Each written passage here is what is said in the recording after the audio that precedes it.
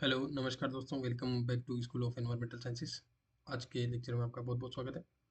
आज हमारे जो पेपर टू का जो पेपर हुआ था आपका रीनेट एग्ज़ाम, ठीक है, उसका आपका आज होगा आपका पार्ट 6। ठीक है, फाइव मिस प्रिंट है स्लाइड में, एडिट करना भूल गए, सॉरी फॉर दैट।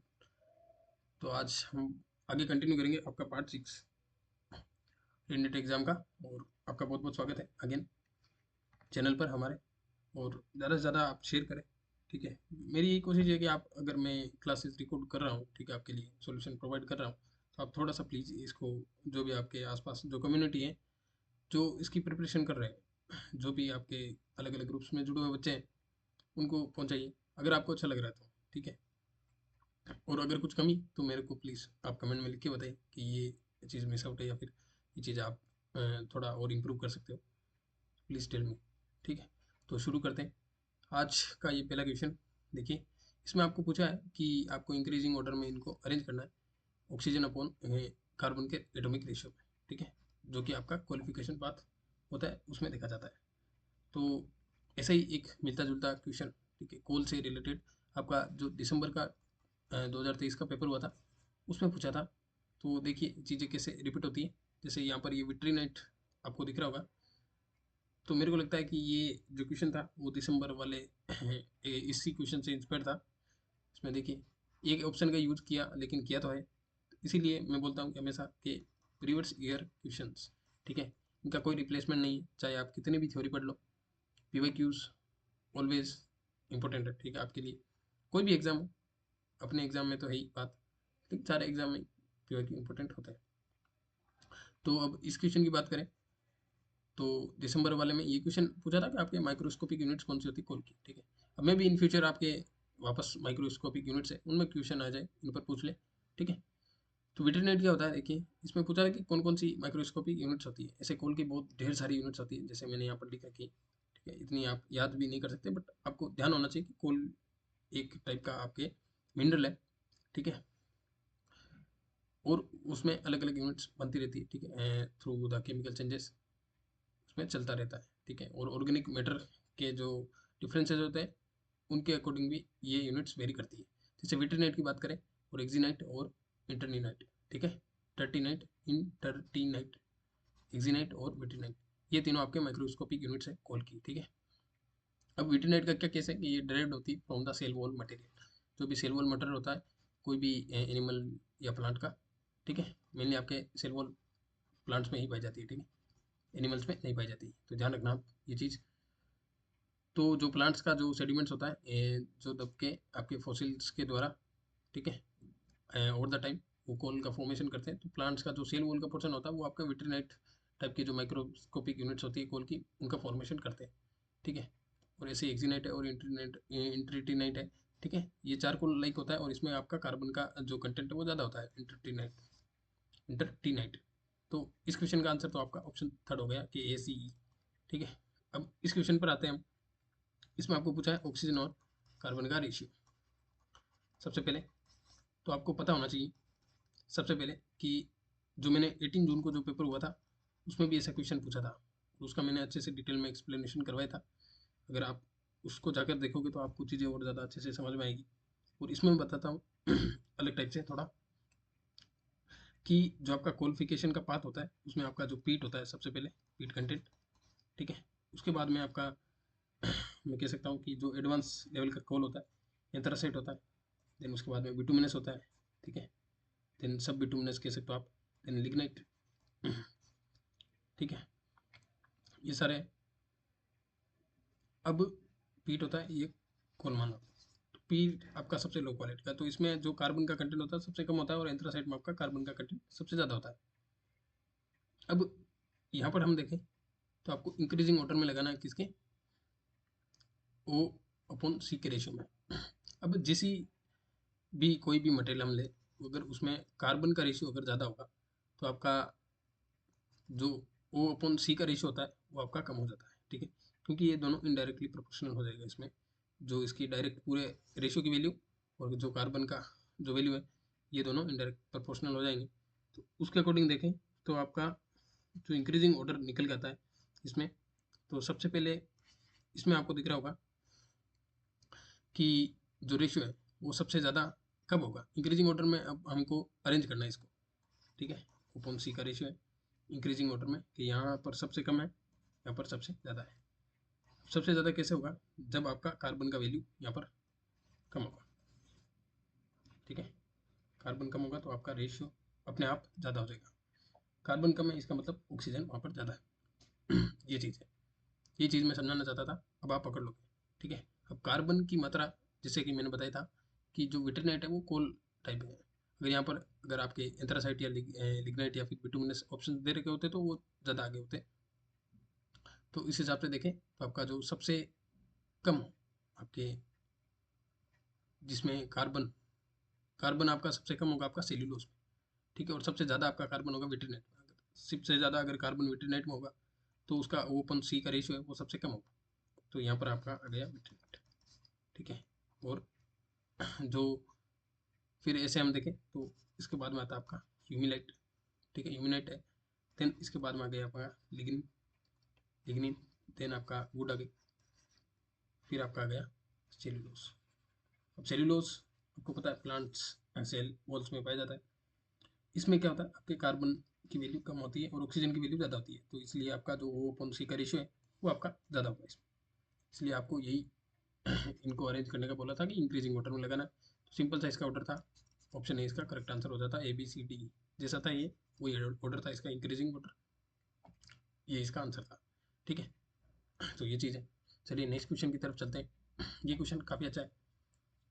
देखिए न्यूमेरिकल क्वेश्चन की मैं बात करूँ तो आपके जो यूजीसी नेट में आते हैं, ठीक है, या तो बिल्कुल एकदम सिंपल सा क्वेश्चन आ जाएगा जो आपको मतलब आराम से, अगर आपको फॉर्मूला नॉन हो तो आप कर दोगे, ठीक है। लेकिन कई बच्चे ऐसे होते हैं जो न्यूमेरिकल क्वेश्चन के पीछे इतना मतलब भागते हैं कि वो बेसिक थ्योरी, समझ रहे हो, जो बेसिक कंटेंट होता है जो स्टैटिक पोर्शन, उससे कॉम्प्रोमाइज़ करते हैं।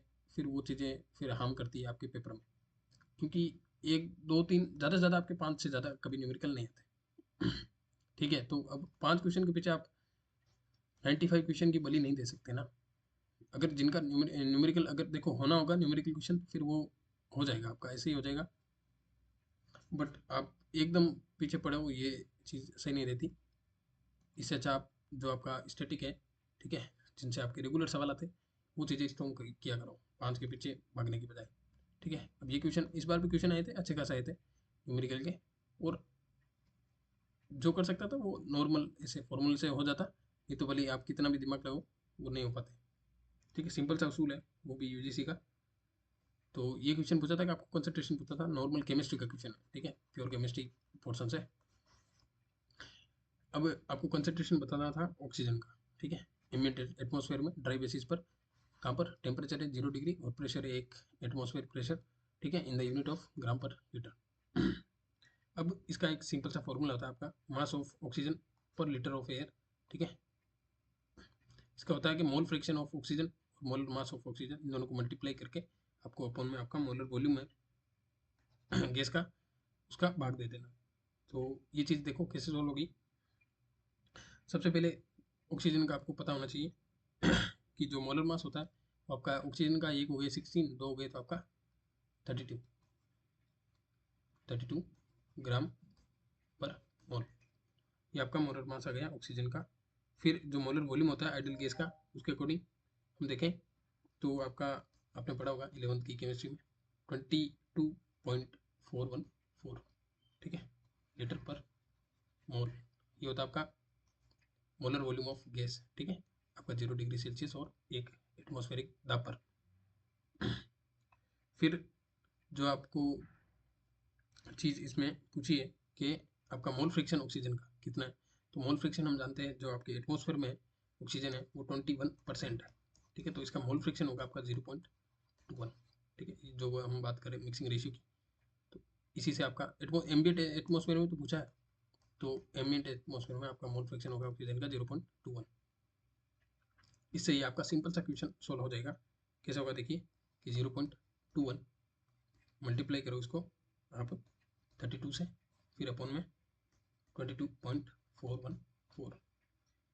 अब इसको आप सोल्व करोगे तो अराउंड आपका लगभग 0.3 के आसपास आपका आंसर आएगा ग्राम पर लीटर, जिसका ये आपका ऑप्शन थर्ड इसमें मैच हो जाएगा कि 2.9 है। ठीक है, सिंपल सा ये फॉर्मूला था। ये फॉर्मूला अगर आपको आता है तो आता है, नहीं तो ये क्वेश्चन नहीं हो पाता आपसे। ठीक है, ये चीज़ है। चलिए नेक्स्ट क्वेश्चन की तरफ चलते हैं। ये क्वेश्चन आपका इकोटॉक्सिकोलॉजी पोर्शन से, टॉक्सिकोलॉजी। हर साल एक दो क्वेश्चन आते हैं। ठीक है, सिंपल सा पूछता है। ये क्वेश्चन काफ़ी कॉमन सेंस का है। अगर आपको इसमें पूछा है कि लिमिट ऑफ डिटेक्शन 50 की वैल्यू है, या फिर हम कह सकते हैं लिथल डोज, ठीक है, वैल्यू है पेस्टिसाइड की, नीचे दे रखी है। आपको बताना है कि मोस्ट टॉक्सिक कौन सा है। अब इसका मैं एक एग्जांपल देकर आपको समझाता हूँ। जैसे यहाँ पर मैंने कोई भी सैंपल ले लिया, सैंपल एनिमल है, ठीक है। अगर मैं इसको, अगर 1 ग्राम कोई टॉक्सिक कंपाउंड है, वो अगर इसको दूँ, ठीक है, और अगर इसको मैं 10 ग्राम कोई एक, जैसे ये बी ए हो गया, ये बी कोई भी पेस्टिसाइड या केमिकल हम कह सकते हैं, कोई भी टॉक्सिकेंट्स, ये हम इसको प्रोवाइड करें, या फिर हम, ठीक है, अगर यहाँ पर 1 ग्राम टॉक्सिकेंट देने पर अगर इसकी हालत ख़राब हो रही है, ठीक है, ये अपने मौत को टच कर जाएगा, समझ रहे हो आप। ठीक है, इसकी जो हालत है ख़राब हो जाएगी। और अगर हम 10 ग्राम इसको दे रहे हैं बी टॉक्सिकेंट होगा, तो इसकी हालत ख़राब हो रही है, तो इसका मतलब है कि जो ए टॉक्सिन हम यूज़ कर रहे हैं वो ज़्यादा पावरफुल है। ठीक है, वो ज़्यादा पावरफुल है या फिर वो ज़्यादा टॉक्सिक है, ठीक है, फॉर दिस एनिमल। वही चीज़ है कि भाई इसकी वैल्यू, अगर हम 1 ग्राम में इसको ख़त्म करने की क्षमता रख रहे हैं और इसको बी वाले को हम 10 ग्राम लेने की ज़रूरत पड़ रही है, तो इसका मतलब आपका ये ज़्यादा टॉक्सिक है। तो इस क्वेश्चन में आपको बस यही आइडेंटिफाई करना था कि किसकी आपकी कम वैल्यू में ही आपका ये काम हो रहा है। ठीक है, कि LD50 की वैल्यू हम अचीव कर पा रहे हैं कम वैल्यूज़ में, ठीक है, कम से कम यूज़ में। तो इसका सिंपल सा आंसर आपको इसकी वैल्यू से निकल जाता है कि पैराथियोन है। ये देखिए आप, इसका हम अगर 5 mg/kg यूज़ कर रहे हैं, ठीक है, < <5 तो भी अपना काम हो रहा है, मतलब LOD जो 50 वैल्यू है उसको अचीव कर रहे हैं। तो इसीलिए इसका आंसर ये हो जाता है कि ये मोस्ट टॉक्सिक होगा। अगर हम बात करें कि लीस्ट टॉक्सिक कौन होगा, तो यहाँ पर आप देखिए कि परमिथ्रिन है, इसकी हम 50 से लेकर के 500 के बीच में, मतलब रेंज ना, ज़्यादा अमाउंट आपको चाहिए इस पेस्टिसाइड का, ठीक है, LD50 वैल्यू को अचीव करने के लिए। ये चीज़ थी, ठीक है, कॉमन सेंस का क्वेश्चन था, चीज़ पकड़ने की ज़रूरत थी। अब कोई बच्चे अब ऐसे ये इतने सारे नाम देखकर पेस्टिसाइड के वो भी अलग ही सोचने लगता है कि यार ये तो मैंने कभी पढ़ा ही नहीं था, क्योंकि ऐसा क्वेश्चन पूछा नहीं है ना कभी। ये चीज़ है। अब की बार देखो क्वेश्चन, अब देखो एप्लीकेशन बेस्ड पूछ लिया, नहीं तो हर बार क्या है कि LD50 का कोई डेफिनेशन पूछ लेंगे, ठीक है, या थ्रेशोल्ड डोज है उसकी डेफिनेशन पूछ लेंगे, ये सारी चीज़ें। कोई नहीं, आगे बढ़ते हैं। ये क्वेश्चन देखिए आपका जियोलॉजिकल टाइम स्केल से, जैसा कि मैंने आपके पिछली क्लासों में बहुत जोर दे रहा हूँ इस बात पर कि जियोलॉजिकल टाइम स्केल है, उसका आप प्रिंट आउट निकाल कर रखिए, कैसे भी क्वेश्चन बन सकता है। अब ये एनर्जी की यूनिट है, एनर्जी की यूनिट है, उससे भी आपका जियोलॉजिकल टाइम स्केल से क्वेश्चन बना दिया। ठीक है, आपके ये एनर्जी के रिसोर्सेज है। अब आपको पूछा है कि ये कौन कौन से जियोलॉजिकल पीरियड्स में आपके फॉर्म हुए। अब मैंने बहुत सारी, जैसे एक जियो साइंस की मैराथन भी ली थी, तो उसमें मैंने बताया था, ठीक है, और भी मैंने बहुत बार बताया आपको कि जो आपका कोल का फॉर्मेशन है, और आपको पता भी होगा, काफ़ी मतलब इम्पोर्टेंट है, सुना होगा कई बार कि कोल का फॉर्मेशन है वो आपका कार्बोनी कार्बोनीफेरस पीरियड में आपका हुआ था। ठीक है, कोल का फॉर्मेशन। अब कार्बोनीफेरस पीरियड तो आपको पता है। अब इसके लिए आपको जियोलॉजिकल टाइम स्केल, अब सबको पता है कि हाँ कार्बोनीफेरस पीरियड इधर रहता है, लेकिन इसका ईरा कौन सा है, क्योंकि आपके यहाँ पर कार्बोनीफेरस पीरियड तो दे नहीं रखा है, तो ईरा आपको पता होगा कि भाई पेलियोजोइक ईरा है, उसमें आपका कार्बोनीफेरस पीरियड आता है, और इसी टाइम आपका कोल का फॉर्मेशन हुआ था। तो इससे हम सीधा सीधा आपका पेलियोजोइक जो आपकी ईरा है, उसमें आपका कोल का फॉर्मेशन हम मैच कर सकते हैं आराम से। तो आप बी को अगर 1 से मैच करोगे तो इसे आपका क्वेश्चन आराम से सोल्व हो जाता। केवल आपको एक ही चीज़ पकड़नी थी, बाकी आपका काम अपने आप हो जाता और 2 नंबर आपके झोली में। कोई नहीं, फिर हम बात करें तो दूसरे और भी, जैसे गैस हाइड्रेट्स हैं, ये आपके सिनोजोइक, जो सिनोजोइक ईरा है, ठीक है, सिनोजोइक है, पेलियोजोइक है, ये सारी, इनमें आपका इनका फॉर्मेशन हुआ है। ठीक है, सिनोजोइक है तो यहाँ पर आपका क्या है, गैस हाइड्रेट्स। फिर हम बात करें तो पेट्रोलियम डिपॉजिट्स हैं वो आपके मेनली मेसोजोइक में, और यूरेनियम और से वो प्री कैम्ब्रियन में। ठीक है, मेसोजोइक में आपका पेट्रोलियम डिपॉजिट्स, पेट्रोलियम डिपॉजिट्स। ठीक है, और जो प्री कैम्ब्रियन इरा है, जैसे कैम्ब्रियन है, कैम्ब्रियन से ये पहले वाला रीजन है सर, आप कह सकते हो प्री कैम्ब्रियन। इस टाइम आपके जो यूरेनियम या फिर हम कह सकते हैं न्यूक्लियर फ्यूल्स है, इनका फॉर्मेशन, तो ये काफ़ी पुराना हो गया न्यूक्लियर फ्यूल्स। ये काफ़ी पुराने हैं। जबकि हम रिसेंटली बात करें तो आपके जो गैस हाइड्रेट्स है वो काफ़ी नए, मतलब इनका फॉर्मेशन अभी के टाइम ही हुआ रिसेंटली। ठीक है, तो ये चीज़ है पकड़ने को होल का। अगर आप एक चीज़ पकड़ लेते हैं तो आपका ये क्वेश्चन सोल्व हो जाता है। और एक बार कोशिश करना कि जियोलॉजिकल टाइम स्केल आप याद कर लो, और मेरी मानो तो आप ऐसे याद करना इस ऑर्डर में उल्टा। ठीक है, ऐसे याद मत करना, नीचे नहीं, आप नीचे से ऊपर जाना, जैसे ना कि हेडियन, आर्कियन, प्रोटेरोजोइक, फिर फेनरोजोइक। उसके बाद में आप वापस इरा में आओ तो पेलियोजोइक, मेसोजोइक और सीनोजोइक। देन उसके बाद में कैम्ब्रियन, ऑर्डोविशियन, सिल्यूरियन। ऐसे आप याद कर सकते हो, जैसे मैंने कैसे याद करने किया था कि कोस, ठीक है, डी सी पी, तो ये आपका पेलियोजोइक की ये सारी पीरियड्स है वो इसमें आ जाएंगे कोस डी सी पी में। बाद में टी जे सी, ठीक है, टी जे सी ये हो गया ट्रेजिक, जुरासिक और क्रिटेशियस। फिर पी एन क्यू, ऐसे मतलब निमोनिक्स बना के कैसे भी आप याद कर सकते हो। जैसे ये इपोच है, इसके अलग अलग सीनोजोइक इरा के। ठीक है, तो इसको आप अगर एक साथ याद करना चाहते हो तो आप ऐसे याद कर सकते हो कि पी ई ओ एम, ठीक है, पी पी एच, ऐसे है। फिर आप इसको ऐसे पार्ट कर सकते हो कि स्टार्टिंग 3 है, फिर 2 है, फिर 2 है, फिर इसको ऐसे कि पी एन क्यू, कि पेलियोजिन है, न्यूजिन और क्वाटरनरी है, ये इसके हो गए पीरियड्स इस टाइप से। तो इससे आपकी चीज़ें काफ़ी आसान हो जाएगी। ठीक है, और मैं अभी बता रहा हूँ जियोलॉजिकल टाइम स्केल की जो इंपॉर्टेंस है बहुत ज़्यादा है आपके, भले चाहे C S I R NET earth science का पेपर ले लो, चाहे आपका U G C NET earth science का पेपर ले लो, ठीक है, U G C NET environmental science का पेपर ले लो, दोनों में आपका काफ़ी इंपॉर्टेंट रोल प्ले करेगा जियोलॉजिकल टाइम स्केल। चाहे आप कॉम्प्रिहेंशन की बात करो, चाहे आप कोई भी यूनिट की बात करो, आपके जियोलॉजी वाली हो, देख लो ये एनर्जी वाली यूनिट थी फिर भी इसको जोड़ के इसमें क्वेश्चन पूछ लिया। चलिए आगे बढ़ते हैं।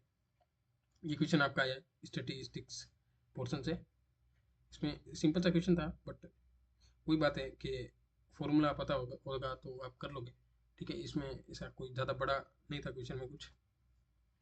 अब आपको ये पूछ रहा है कि standard error of mean for a normal distribution data है, ठीक है, जिसमें 256 ऑब्जर्वेशन है, वो एस्टिमेटेड इज 0.1। ठीक है, स्टैंडर्ड एरर आपको दे रखा है कितना है, 0.1।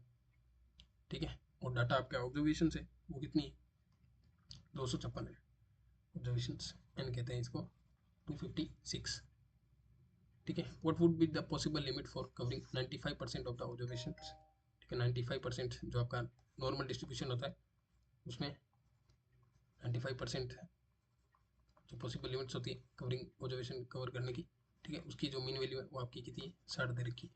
ठीक है, मीन मीन आपका दे रखा है 60। अब ये हम कैसे निकालेंगे, ठीक है, पॉसिबल लिमिट्स है, लिमिट पूछिए आपको, रेंज टाइप, एक कह सकते हो आपको रेंज पूछ ली, लिमिट के अपर लिमिट या लोअर लिमिट है, वैसे निकालना है। तो आप इसको कैसे करोगे, देखिए कि जो आपका स्टैंडर्ड एरर होता है इसका फॉर्मूला होता है आपका स्टैंडर्ड डेविएशन अपॉन में आपका जो सैंपल साइज होता है उसका आप स्क्वायर रूट ले सकते हो। फिर हम देखें तो इसमें बात करें तो आपका स्टैंडर्ड एरर था 0.1, स्टैंडर्ड डेविएशन हमको दे नहीं रखा था, और जो आपका सैंपल का ऑब्जर्वेशन साइज है 256 था, तो 256 का जो स्क्वायर रूट है आपका हो गया 16। ठीक है, इतना तो आपको पता होगा 16 है इसका। तो आप अगर यहाँ पर स्टैंडर्ड डेविएशन निकालना चाहते हो तो ये कितना आएगा कि 0.1 है, इसको आप मल्टीप्लाई कर सकते हो 16 से, इससे आपका स्टैंडर्ड डेविएशन निकल के आ गया 1.6। 1.6 हो गया आपका एस टी, या फिर हम सिग्मा कह सकते हैं, ये आ गया। अब रेंज निकालने का एक फॉर्मूला होता है वो आपको याद होना चाहिए। ठीक है, मैं पेन कलर चेंज कर लेता हूँ। रेंज निकालने का फॉर्मूला क्या है, देखिए कि मीन प्लस माइनस 1.96। ठीक है, इसको मल्टीप्लाई कर दो आप स्टैंडर्ड डिवीजन से, ये हो गई आपकी रेंज। ठीक है, तो ये चीज़ है। अब इसको आप कैसे करोगे, देखिए अगर आपने मीन आपको दे रखा है यहाँ पर 60, फिर आप एक बार प्लस में निकालो 1.96, इसको मल्टीप्लाई कर दो आप 1.6 से, तो ये जो अपर लिमिट्स आएगी वो अराउंड आपके 56 के आसपास, ठीक है, 56.8। और जो आपकी अगर इसको आप माइनस साइन के साथ करोगे तो 1.96 इंटू 1.6, इसको अगर आप इसे कवर करोगे, ठीक है, जैसे माइनस वाली है उल्टा लिख दिया मैंने, यहाँ पर माइनस ले लो, यहाँ पर प्लस ले लो, प्लस ले लोगे तो ये आपका हो जाएगा लगभग 63 के आसपास, 63.13 के आसपास, ठीक है। तो इस हिसाब से देखें तो इस क्वेश्चन का जो सिंपल सा आंसर था वो आपका ऑप्शन 2 इसमें करेक्ट होकर निकल जाता, ठीक है। ये सिंपल सा मेथड था। अगर आपको रेंज का फॉर्मूला नहीं आता तो ये आप क्वेश्चन नहीं करवाते, ठीक है। फॉर्मूला पता होना ज़रूरी है, ज़्यादा न्यूमेरिकल के पीछे ऐसा नहीं कि आप सोल्व कर लो, ये आपका कोई मैथमेटिक्स का एग्जाम नहीं है, ठीक है। अच्छे से फॉर्मूला याद कर लो, क्वेश्चन बन जाएगा। अब ये क्वेश्चन देखिए, मेरे को लगता है कि ऐसे क्वेश्चन आपके CSIR नेट और साइंस में आते हैं, हाइपोथेसिस, ठीक है, हाइपोथेटिकल क्वेश्चन कह सकता हूँ। ऐसे क्वेश्चन बहुत अच्छा क्वेश्चन था, एक बार आप पढ़िए कि अगर आपके ग्लोबल टेम्परेचर है, इसमें क्वेश्चन में क्या पूछा था कि if global temperature increases average temperature on earth by 4 degree Celsius, ठीक है, इन दिस सेंचुरी, तो which biome is most likely to replace tundra in some location as per climograph, ठीक है, क्लाइमोग्राफ के अकॉर्डिंग, ठीक है। अगर आपका ग्लोबल टेम्परेचर है वो इंक्रीज करे एवरेज टेम्परेचर, ठीक है, अर्थ का अगर 4 डिग्री के आसपास बढ़ जाए अगर इसी सेंचुरी में, तो आपका कौन सा बायोम है वो रिप्लेस करेगा आपकी टुंड्रा की जो लोकेशन है क्लाइमोग्राफ में, ठीक है, उसको। तो इस क्वेश्चन को समझने के लिए आपको पहले तो बायोम का आइडिया होना चाहिए कि आपके जो अर्थ है उसके जो पोलर रीजन है वहाँ पर आपकी टुंड्रा बायोम होता है। देन थोड़ा अंदर हम कह सकते हैं टेगा टेगा रीजन प्रेजेंट है, ठीक है। अब इस चीज़ को अगर आपको पता होगा कैसे टैकल करना था, कि एक तो पोल्स है, पोल्स पर आपके कौन से फॉरेस्ट पाए जाते हैं, पोल्स है पोलर रीजन्स में, सबसे पहले वहाँ डेजर्ट तो होंगे नहीं, ठीक है, तो कोनीफेरस, कोनीफेरस एक तो यहाँ से आपकी चीज़ें काफ़ी आसान हो जाती, ठीक है। टेम्परेट में भी कंफ्यूज हो सकते थे, बट टेम्परेट रीजन आपका नीचे आता है, ठीक है। टुंड्रा रीजन पर टेम्परेट जो रीजन होता है वो उसको रिप्लेस नहीं कर पाता, इसीलिए आपका यहाँ पर कोनीफरस फॉरेस्ट है, और वो नदन साइड में हम कह सकते हैं नदन कोनीफरस फॉरेस्ट, तो इसका आंसर एकदम सिंपल सा निकल जाता है आपका, ठीक है। अब रही बात टुंड्रा जो रीजन, टुंड्रा रीजन, ठीक है, वहाँ पर एक तो देखिए टेम्परेचर आपका लो होता है, टेम्परेचर होता है लो, ठीक है, और जो ग्रोइंग सीजन होते हैं वो छोटे छोटे होते हैं, ठीक है, टेम्परेचर भी कम होता है एंड, ठीक है, शॉर्ट आपके ग्रोइंग सीजन्स प्रेजेंट होते हैं, इसलिए वहाँ पर आपकी कोनीफेरस जो वेजिटेशन होती है वो पाई जाती है, ठीक है। वहाँ पर ओनली हार्डी वेजिटेशन रहते हैं वही पाए जाते हैं, जैसे आपके मोसेज हुए या फिर हम कह सकते हैं लाइकेंस, ठीक है, और कोनीफेरस में आपके स्मॉल सब्स, ठीक है, सब्स नॉर्मल कंडीशन में आपके टुंड्रा रीजन में स्मॉल सब्स लाइकेंस और मोसेस पाए जाते हैं, ठीक है। जैसे जैसे उसका टेम्परेचर है थोड़ा वार्म साइड में आता है तो फिर वो टुंड्रा की जो कंडीशंस होती है, जैसा कि इस क्वेश्चन में बात किया गया है कि आपका जो एवरेज टेम्परेचर है अगर बढ़ेगा तो आपके यहाँ वहाँ पर कोनीफोरस फॉरेस्ट है, ठीक है, उनके जो ग्रोइंग की पॉसिबिलिटी है वो आपकी होगी, ठीक है। तो ये चीज़ को इसमें बतानी थी, ठीक है। और वैसे अगर हम बात करें तो नदर्न कोनीफोरस फॉरेस्ट है वो कौन से रीजन में पाए जाते हैं नॉर्मली, ठीक है, टेगा रीजन में ये आपके देखा जाते हैं। चलिए आगे बढ़ते हैं। अगेन आपके ये आपके न्यूमेरिकल पूछा है, ठीक है, सिंपल सा, और ऐसा भी न्यूमेरिकल आपके रेजिडेंस टाइम के जो न्यूमेरिकल होते हैं वो CSIR और साइंस के पेपर में आपके पूछे जाते हैं, ठीक है। देखिए आप सर साइंस का जो CSIR वाला एग्जाम है उसका किस तरह से आपका इंक्लूजन हो रहा है इस पेपर में, ठीक है, UGC नेट एनवायरमेंटल साइंस में बहुत हद तक काफ़ी चीज़ें ओवरलैप कर रही है, ठीक है, इसलिए मैं बोल रहा हूँ कि आप तैयारी कर रहे हो अच्छी बात है UGC नेट की, ठीक है, थोड़ा सा आप अर्थ साइंस का भी साथ साथ देखते रहे तो आपके पास ऑप्शन दो होंगे, ठीक है, और आपका जो एनवायरमेंटल जियो साइंस का पोर्शन है वो भी आपका स्ट्रॉन्ग होगा। अब आपको पूछा है यहाँ पर residence time of chemical species in atmosphere having a mixing ratio of 1 part, मतलब 1 ppb, ठीक है, पार्ट्स पर बिलियन बाई मास, ठीक है, ये आपको बताना था। ठीक है, आपको चीज़ें कौन कौन सी दे रखी है, एक तो आपका फ्लक्स दे रखा है इसमें 200 इंटू 10⁻12 और मास दे रखा है एटमोसफेयर का 4 इंटू 10⁻21। ये चीज़ थी। अब कोई भी स्पीसीज होती है, ठीक है, केमिकल स्पीसीज, इकोलॉजी वाली नहीं, केमिकल स्पीसीज होती है, उसका अगर हमको मास कैलकुलेट करना है तो मास निकालने के लिए हमेशा जैसे आपके पास होना चाहिए मिक्सिंग रेशियो, मतलब उसकी एम्बियंट एटमोसफेयर में कितनी प्रेजेंस है, ठीक है, और आपका मास ऑफ एटमोसफेयर, एटमोसफेयर का मास, ये दोनों चीज़ें पता होगी तो आप उस केमिकल स्पीसीज है उसका भी मास निकालोगे, ठीक है। तो इस क्वेश्चन के अकॉर्डिंग हम बात करें तो इस स्पीसीज का जो मिक्सिंग रेशियो है वो हमको दे रखा है, कितना है कि 1 ppb, मतलब पार्ट्स पर बिलियन। तो हम इसको अगर हम नॉर्मल कंडीशन में लिखें तो हम जानते हैं कि 1 ppb आपका 10⁻⁻9 होता है, ठीक है। तो इसको हम ऐसे लिख सकते हैं 10⁻⁻9, ठीक है। और मास ऑफ एटमोसफेयर है वो कितना है 4 इंटू 10⁻21 ग्राम। तो इस तरह से आपका जो केमिकल स्पीसीज है उसका आपका मास निकल के आ जाएगा 4 इंटू 10⁻12, ठीक है। 21 में से अगर आप 9 निकालोगे तो आपका 12 बचेगा। ये आ गया आपका मास, ठीक है। फ्लक्स हमको दे रखा है 200 गुना 10⁻12, ठीक है। अब रेजिडेंस टाइम निकालने का जो सिंपल सा फॉर्मूला होता है, residence time is equal to, colour change कर लेता हूँ, यहाँ पर लिख देता हूँ कि residence time is equal to mass of species, mass of species upon में आपका टोटल फ्लक्स, टोटल फ्लक्स, ये चीज़ है, ठीक है। अब मास हमने निकाल लिया स्पीसीज का, कितना था 4 इंटू 10⁻12 अपॉन में आपका टोटल फ्लक्स कितना हुआ 200 इंटू 10⁻12, ये आपका कट हो गया यहाँ पर। तो ये आपके कितना आया देखिए, अब आप इसमें भाग दोगे तो अराउंड आपका 0.02 ईयर में आपका कैलकुलेशन आएगी, ठीक है। रेजिडेंस टाइम हमेशा ईयर में निकलता है, अगर हम इसको अगर वीक्स में अगर हम कन्वर्ट करें तो लगभग आपका 7.3 डेज के आसपास, लगभग आपका एक हफ्ते का टाइम इसमें इसका कैलकुलेट होता है। रेजिडेंस टाइम एक हफ्ते तक वो केमिकल स्पीसीज आपके एटमोसफेयर में प्रेजेंट रहेगी। तो इसका ऑप्शन आपका 2 इसका करेक्ट आंसर होगा, ठीक है। तो ये सारी चीज़ें अगर आपको रेजिडेंस टाइम का फॉर्मूला पता होता तो आप ये क्वेश्चन कर पाते, नहीं तो नहीं कर पाते, ठीक है। सिंपल सी चीज़ है। अब वैसे तुक्का तो लगाओ, तुक्का किसने मना किया, इसी नेट में वैसे भी नेगेटिव मार्किंग नहीं होती, तो तुक्का लगाने से आपको कोई नहीं रोकता, ठीक है। तो इसीलिए ये बात है। चलिए आगे बढ़ते हैं। अगेन आपका न्यूमेरिकल देखिए, इकोलॉजी सेक्शन से, इकोलॉजी सेक्शन से आपका ये न्यूमेरिकल आया। अगर आपको इसका फॉर्मूला पता होगा तभी आप कर पाओगे, ठीक है। और वैसे अगर आपको जो बेसिक अप्रोच होती है, अगर आपको क्वेश्चन में कुछ भी चीज़ें दे रखी है उनको एक बार गुणा भाग करके देखो कुछ मामला बन रहा है क्या, गुणा भाग जोड़ बाकी जो भी आप कैलकुलेशन लगा के देखो, अगर कुछ सीन बन रहा है तो आपका वहीं काम बन जाता है, ठीक है, बिना किसी फॉर्मूले के। ये आपका देसी जुगाड़ हम कह सकते हैं एक तरह से।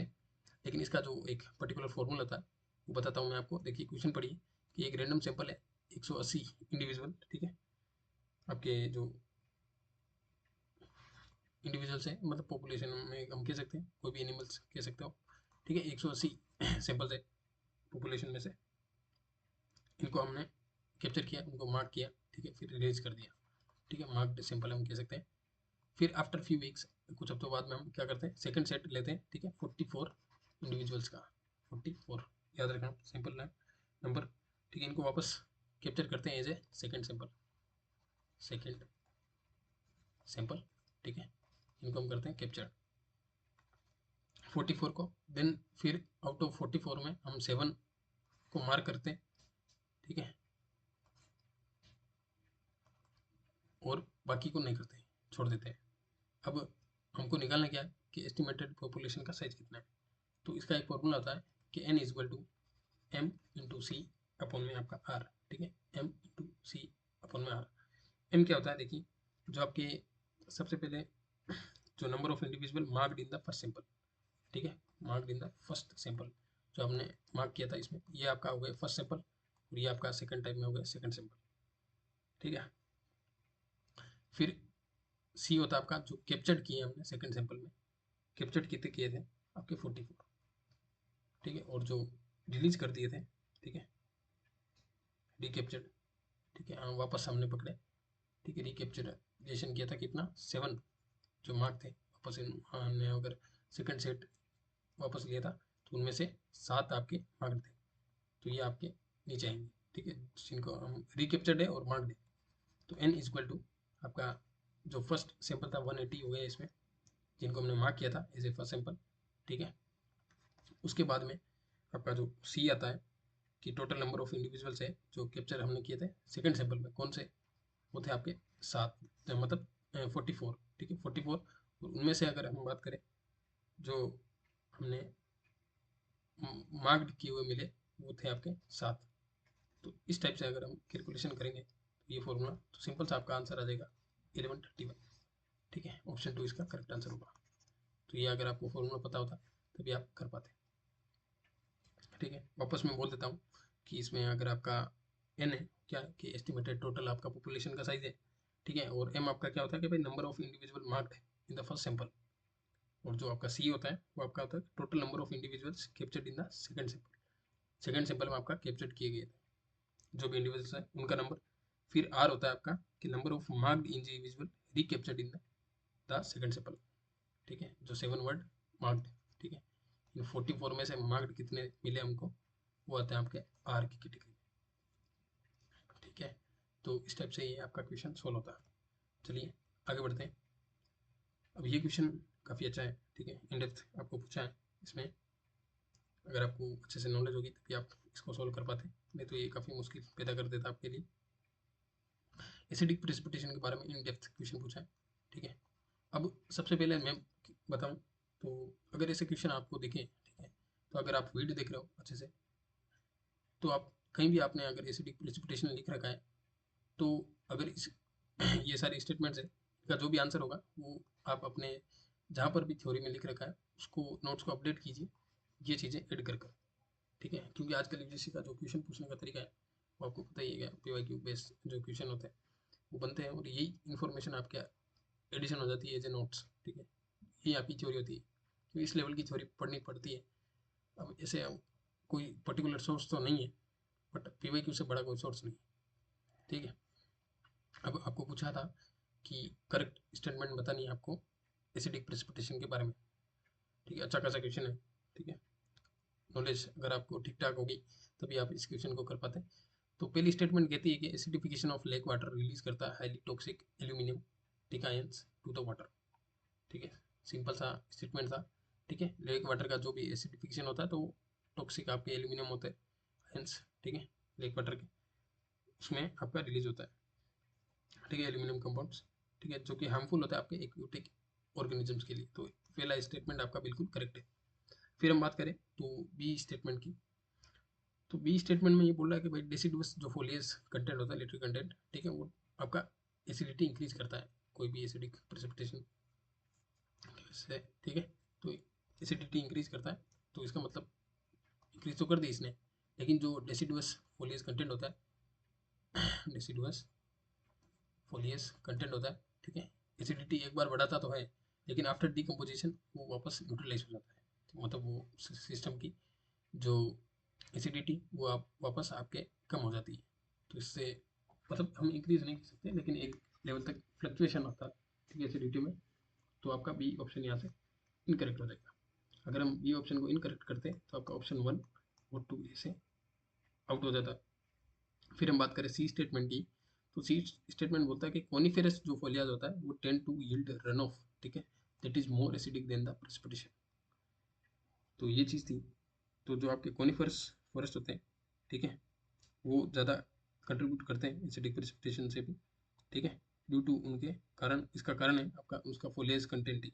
ठीक है, जो कि एसिडिक ऑर्गेनिक मैटर प्रोड्यूस करता है, एसिडिक ऑर्गेनिक मैटर।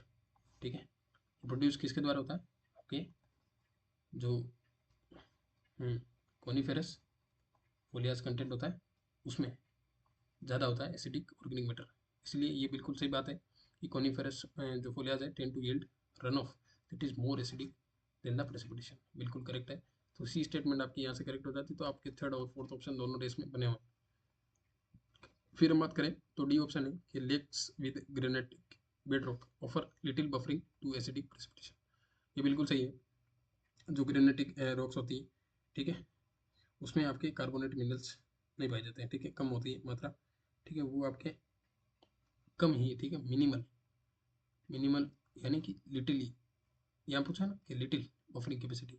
अगर वहाँ पर जैसे यहाँ पर अगर लाइम रॉक्स होती, अगर हम सपोज करें, ठीक है, लाइम स्टोन रॉक्स होती बेस में, तो वहाँ पर जो बफरिंग कैपेसिटी है वो आपके ज़्यादा देखने को मिलती है। ये आप बात ध्यान रखना, ठीक है। जबकि यहाँ पर कौन सी ग्रेनाइट रॉक है, बेड रॉक है, जो कि आपकी लिटिल बफरिंग कैपेसिटी, ठीक है, प्रोड्यूस करती है टुवर्ड्स द एसिडिक प्रेसिपिटेशन।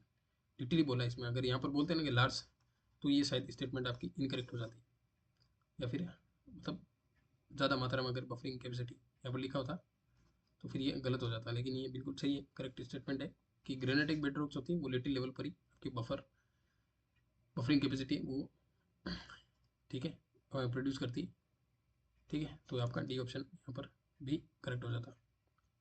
फिर हम बात करें ई स्टेटमेंट की, तो थिन एंड इम्परमेबल सॉइल वो आपके हेल्प करती है in the better buffering to acidic precipitation. अब ये स्टेटमेंट हम बात करें तो जो सॉइल्स होती है, देखिए सबसे पहले सॉइल का जो रोल होता है बफरिंग में, ठीक है, जो थिन और इम्परमेबल सॉइल्स होती है, ठीक है, वो आपके मतलब बेटर बफरिंग कैपेसिटी प्रोड्यूस नहीं कर पाती। उसके लिए आपको थोड़ा थिक जो सॉइल कंटेंट है वो चाहिए होता है, वो ज़्यादा अच्छे से बफर कर पाती है, ठीक है। तब यहाँ पर बेटर लिखा हुआ है, देखिए ये बेटर नहीं होगा शायद, हम अगर यहाँ पर अगर लिटिल होता तो शायद ये स्टेटमेंट करेक्ट हो जाता, लेकिन यहाँ पर बेटर लिखा होता है, ये स्टेटमेंट आपका इनकरेक्ट हो जाएगा। ई ऑप्शन यहाँ पर, मतलब ई स्टेटमेंट आपकी इनकरेक्ट हो जाएगी। तो ऑप्शन थर्ड आपका यहाँ पर करेक्ट आंसर होगा, ए सी डी, ठीक है। अब जो सोइल है उसकी हम बात करता हूँ, तो जो आपके थिन होती है, थिन और इम्पेरिबल सोइल होती है, ठीक है, एक तो इनमें डेप्थ नहीं होती, ठीक है, क्योंकि ये खुद ही थिन है, ठीक है, और कार्बोनेट कम कंटेंट भी कम होता है, ठीक है, इम्पेरिबल सोइल्स में, तो वो आपके इतना न्यूट्रलाइज नहीं कर पाती, ठीक है। जो भी आपका बफर है, हो रहा है बफरिंग पीएच में ड्यू टू एसिडिक प्रेसिपिटेशन, उसको इतना बफर नहीं कर पाता, जबकि आपके थिक सॉइल और ज़्यादा कार्बोनेट कंटेंट ज़्यादा अच्छे से बफर कर पाता है। तो ये था इस क्वेश्चन में, और इसका ऑप्शन आपका थर्ड इसमें करेक्ट आंसर होगा। अब ये क्वेश्चन अगेन आपका इकोलॉजी सेक्शन से, इकोलॉजी हम कह सकते हैं animal behaviour, animal behaviour section से पूछा है ये क्वेश्चन। काफ़ी अच्छा क्वेश्चन है, बहुत अच्छा है, ठीक है। अगर आप इन सभी जीवों को अगर इनकी फ़ोटो भी देखी होगी तो आप अच्छे से इन चीज़ों को पकड़ पाते, तो आराम से आपका ये क्वेश्चन आपको पूरे पूरे 2 नंबर देखे जाता। अब हेजोग आपने नाम सुना होगा, ये छोटा सा पशु है, ठीक है, एनिमल, बड़ा प्यारा सा है। अगर आपको पता होगा, ये जैसे इस पर कोई भी अगर अटैक होता है तो ये अपने कांटे बाहर निकाल लेता है, लाइक पोर्क्यूपाइन, ठीक है। इसमें ये इसका कवर होता है, इसका डिफेंसिव एडेप्शन, ठीक है, इसका प्राइमरी डिफेंस ये होता है। अब इसको देखते हुए अगर आपने हेजोग के बारे में इतना भी जान लिया होता, तो आप इसमें आप हेजोग है उसको आप मैकेनिकल डिफेंस में अटैच कर देते फट से, ठीक है। तो फिर आप एक का इसमें अगर टू मैच करते तो आपका ऑप्शन टू इसमें डायरेक्टली, मतलब सीधा आपका आंसर लग जाता, ऑप्शन टू इसका करेक्ट आंसर हो जाता, ठीक है। हम अब बात करें तो और बाकी चीज़ों की, तो सबसे पहले आपका ऑक्टोपस है, देखिए ऑक्टोपस आपने देखा होगा। ऑक्टोपस में क्या है कि ये एक तो केमिकल डिफेंस होता है, इनके जो आर्म्स होते हैं यहाँ पर ये टॉक्सिन्स रिलीज करते हैं in the form of ink, ठीक है, टेंटिकल्स होते हैं इनके, उनमें ये इंक इंक के फॉर्म में ये आपके टॉक्सिन्स रिलीज करते हैं। ये इसका केमिकल डिफेंस का तरीका होता है एक तरह से, ठीक है। तो आपका यहाँ पर भी उनसे हो गया आपका अटैच। फिर हम बात करें तो सिनाबार जो मौत होती है, ठीक है, बोथ लिख यहाँ पर मौत होगा, ठीक है, मौत एक तरह की बटरफ्लाई होती है सिनाबार मोथ। अब ये क्या करती है, इसमें एपोसिमेटिक कलरेशन होता है। कब होता है एपोसिमेटिक कलरेशन, क्या होता है, जब आपके जो वार्निंग प्रोड्यूस करने का टाइम होता है, ठीक है, सिग्नल, ठीक है, वार्निंग, तो ये आपके जो ब्राइट रेड कलर होता है या फिर ब्लैक वार्निंग कलर, वो सिग्नल एज एफ सिग्नल, ठीक है, प्रोड्यूस करते हैं, ठीक है, जब भी इन पर प्रीडेटर का अटैक होता है। तो ये हो गया इसका एपोसिमेटिक कलरेशन का पोर्शन, ठीक है, डिफेंसिव एडेप्शन है सिनाबार मोथ का। जबकि जो बुश क्रिकेट्स या हम कहते हैं कैटिडिड्स या टीडा, वो इनका तरीका होता है आपका क्रिप्टिक कलरेशन। क्रिप्टिक यानी लाइक सीक्रेट, हम कह सकते हैं एज ए सीक्रेट। ठीक है, चुपके से अपना कलर चेंज कर लिया लाइक गिट की तरह। ठीक है, ये इसका सिंपल सा डिफेंस बिहेवियर होता है, लाइक मिमिक्री टाइप। ठीक है, तो ये सारी चीज़ें हैं इसमें। तो ये आपका उस क्रिकेट से ये आपका क्रिप्टिक कलरेशन से मैच हो जाता है। और ये अलग अलग साउंड्स भी प्रोड्यूस करते हैं, जैसे आपका हेज हो के ये हिसिंग साउंड भी प्रोड्यूस करता है। ठीक है, जब इस पर हमला होता है तो इस बचने के लिए पुफिंग नॉइस या फिर हम कह सकते हैं हिसिंग साउंड, जो सांप की होती है हिसिंग साउंड प्रोड्यूस करता है। ठीक है, हेजो। तो ये सारी चीज़ें थी। और आज की क्लास में और ये इतनी थी क्वेश्चन। ठीक है, और जो भी कुछ क्वेरी होगी आप मुझको बता देना। ठीक, कमेंट सेक्शन में लिख देना। ठीक है, अपना ध्यान रखो, पढ़ते रहो, एग्जाम का नोटिफिकेशन में भी जल्दी आ जाए। ठीक है, जब आ जाएगा तो उस पर बात करेंगे हम। ठीक है, अभी इतना ज़्यादा सोचो मत, अपना पढ़ते रहो चुपचाप। ठीक है, कई बच्चों को एक क्यूरियोसिटी होती है यार नोटिफिकेशन कब आएगा, तो यूट्यूब पर वो ऐसे वैसे वीडियो देखने लगते हैं कि हाँ आज, क्योंकि आपको पता है यूट्यूब पर बाढ़ आ रखी है, हर कोई चैनल कुछ ना कुछ बनाता रहता है रोज व्यूज़ के लिए। ठीक है, तो अपना चुपचाप पढ़ते रहो। ठीक है, आपके हाथ में पढ़ना है, नोटिफिकेशन वाली चीज़ आपके हाथ में नहीं। जब पेपर होगा दे देंगे, लेकिन उससे पहले आप अच्छे से पढ़ो। ठीक है, अपना ध्यान रखो, पढ़ते रहो पढ़ते रहो। जय हिंद, जय भारत।